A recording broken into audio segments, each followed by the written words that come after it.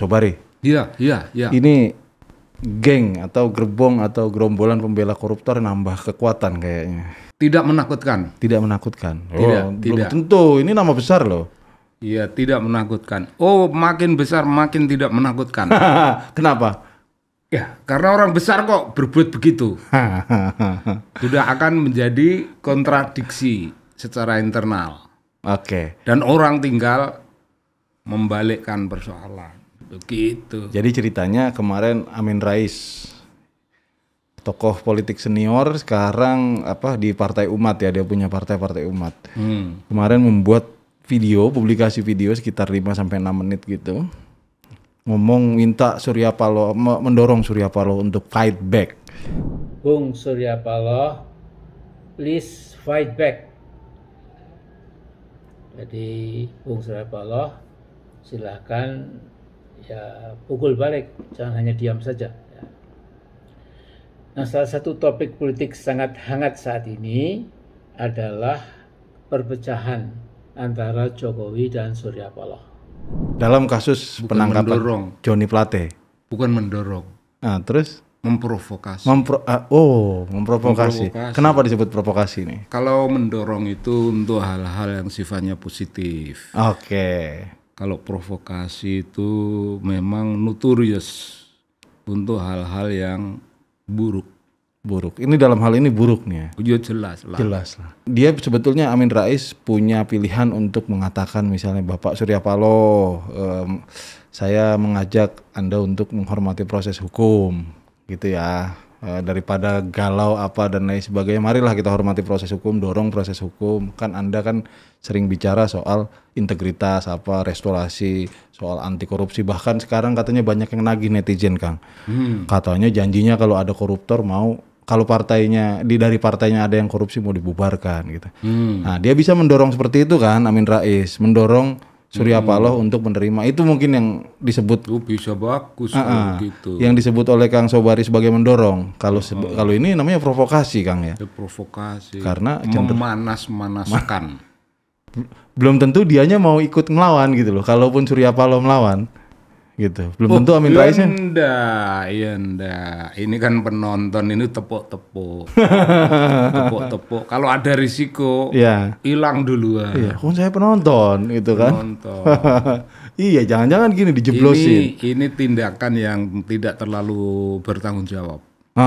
Kenapa kan? Tidak terlalu bertanggung jawab. Iya, karena ada kemungkinan dia bisa lari lebih dulu dan sebagainya gitu kan.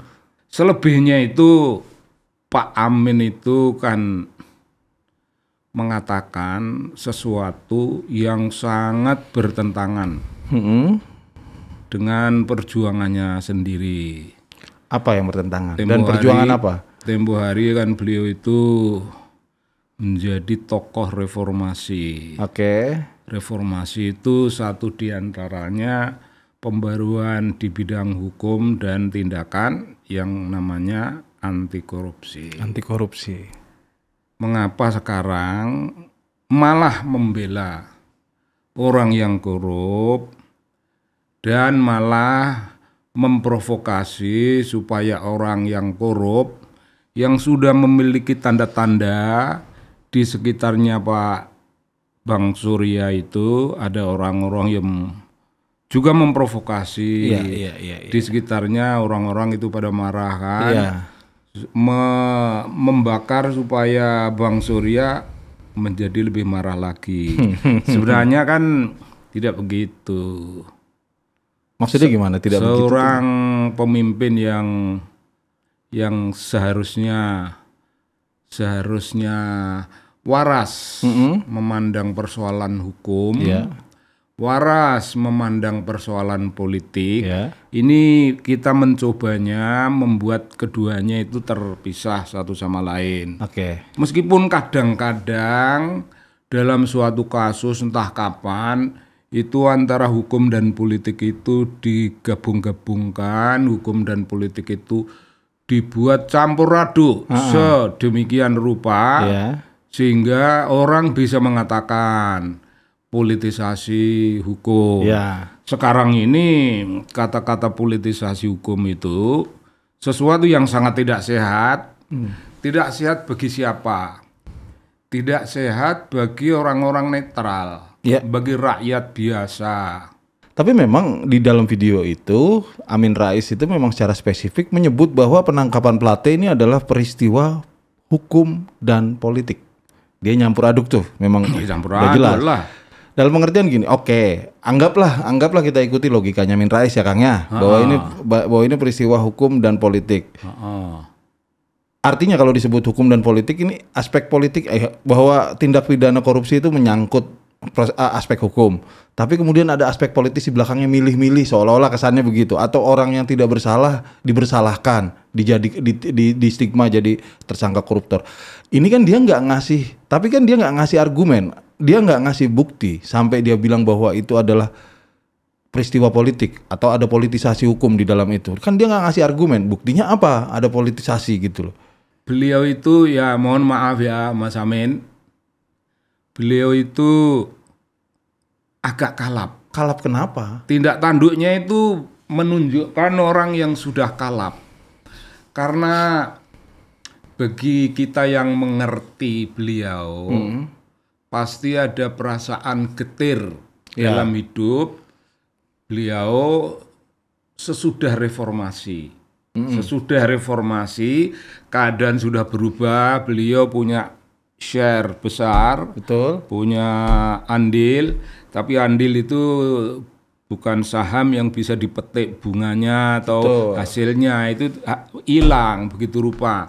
Perasaan luka dan duka. Kehilangan relevansi gitu ya. Ini gara-gara kira-kira dimulainya karena ada seorang calon presiden pada waktu itu yang kelihatannya tidak pantas menjadi presiden, kelihatannya tidak punya pengetahuan tentang diplomasi, kelihatannya tidak punya pengetahuan tentang bagaimana menjaga perpolitikan Indonesia, bagaimana menjaga Indonesia dari ancaman-ancaman asing di bidang perdagangan, di bidang politik dan sejenisnya. Beliau dianggap nothing. Ya. Pak Jokowi itu nothing, nggak ada apa-apanya. Yang tidak nothing itu saya gitu. Saya ini bapak reformasi gitu ya. Macam gitu. Ternyata orang itu hebat. Biarpun beliau sudah bersumpah kalau Jokowi menang, saya akan jalan kaki dari Jakarta ke Jogja. Kalau kurang jauh ya ke Solo. Ya. Mas Amin ini dahsyat, Bung. You tahu kalau beliau ditugaskan oleh Muhammadiyah ke luar negeri, ya tentu ada uang jalan, ada itu. Kalau lebih, Bung, dikembalikan. Amin Rais nih. Minimal dibelikan buku, supaya menjadi akses orang banyak. Ya. Buku itu ditaruh di PP Muhammadiyah. Entah, saya tidak pernah tahu apakah di ruang beliau atau di ruang yang lain. Tapi itu yang kita yang history karakter dia begitu. Kagum lah. Aku kagum. Itu nomor 1. Nomor 2, kalau beliau seminar, seminar lah di mana itu membayar zakat. Bukan pajak. Pajak urusannya panitia. Beliau sudah bayar. Sudah. Ini zakat. Zakat mal. Itu dahsyat. Sekian persen. Dilakukan itu, Bung. Jangan salah. Apa ya terus yang mengubah itu? Tadi masa cuma gara-gara Jokowi doang, Kang? Oh ya bisa, Bung. Karena Pak Jokowi itu menghalangi. Dan menghalanginya itu lama. Lama. Beliau makin tua, makin mendekati tidak mungkin. Pak Jokowi meninggal, menghalangi lama-lama itu. Pak Jokowi menikmati itu. Meskipun Pak Jokowi berbuat sesuatu yang agung dan mulia, bagi beliau itu busuk. Itu busuk kira-kira. Jadi, Bung, kira-kira pribadi yang sudah terluka hati, barangkali namanya yang lebih keren itu tadi itu kalap. Di dalam video dia yang dikasih ini fight back dia mengajak mendorong, memprovokasi Surya Paloh untuk fight back. Dia pakai ini jadi kebiasaan dia belakangan, pakai istilah-istilah keagamaan. Misalnya begini, Pak Surya Paloh dengan Pak Jokowi itu dia bilang sebetulnya itu sama, ada kesamaannya, ada perbedaannya. Kesamaannya mereka sama-sama di backing oleh oligark. Persamaannya dua-duanya diasuh oleh kaum oligark. Dua-duanya sangat akrab dengan bandit-bandit oligarki yang sedang dan terus mencoba mengangkangi Indonesia. Gitu kan. Tapi sekarang kata dia Pak Surya Paloh ini udah dapat hidayah. Nah ini contoh misalnya dia pakai istilah keagamaan. Amin Rais memang waktu masih muda, ketika dia masih menjadi seorang intelek, dia kan memang punya gagasan misalnya tauhid sosial dulu kalau Kang Sobari masih ingat waktu masih muda dia itu pernah punya gagasan tauhid sosial. Kalau Gus Dur punya pribumisasi Islam, dia itu tauhid sosial. Artinya sebaliknya ya, kalau ini dia menganggap ini penting identitas keislaman itu ditunjukkan di ruang publik. Kalau dia kan gitu. Jadi memakai istilah-istilah keagamaan ketika dia bicara itu sebetulnya nggak aneh. Tapi 10 tahun terakhir lah semenjak dia menjadi pembencinya Jokowi, gitu. Dia sering pakai istilah-istilah itu yang menurut saya dengan kebablasan. Contoh misalnya, pernah pemilu kok dijuluki sama dia perang Badar. Ingat nggak kan? Tahu. Ini kalau kata saya seharusnya Amin Rais itu ngomongnya perang bandar, bukan perang Badar. Oh iya, itu bandar bener itu. Karena dibandari dia kan untuk ngomong begitu. Tapi, nah ini kan contoh itu sangat berbahaya menurut saya. Melabelkan kontestasi pemilu sebagai perang Badar, seolah-olah ini antara kekuatan yang hak dan batil. Partai Allah? Ya itu, tapi bukan dia yang ngomong. Oh dia yang ngomong ya. Partai Allah ya. Misalnya gitu. Nah ini terakhir kemudian dia bilang kayak gitu, seolah-olah bahwa Paloh itu udah tobat gitu loh, dapat hidayah. Sementara Pak Jokowi masih tersesat. Ini kok ngomong politik hitam putih kayak begitu. Jangan ngurus orang. Nah, ngurus diri sendiri aja lebih baik. Ini buat Amin Rais maksudnya? Lah iyalah. Maksudnya apa? Ngurus diri sendiri gimana? Apakah beliau merasa mendapat hidayah? Apa makin jauh dari hidayah? Oke. Kan rugi, kan kasihan. Kasihan beberapa unsur perjuangannya yang hebat-hebat itu dilumuri oleh betul. Jiwa ya bukan hanya sekedar karena kalap, tapi iri dengki. Kalau orang itu intelektual, pencari kebenaran, dan pencari kebenaran itu disertai ketulusan. Nah, itu dalam agama tulus. Itu namanya mukhlis, ya tak? Pak Amin tidak punya tanda kemukhlisan. Kelihatannya tidak ada. Ini dibalas pakai istilah agama juga sama Kang Sobari berarti. Iya, tidak ada. Dan begini, Bung. Saya mengamati betul, mencatat kalangan terpelajar yang membenci Pak Jokowi itu, semuanya mula-mula atas dasar praduga bahwa Pak Jokowi itu jelek, tidak mampu.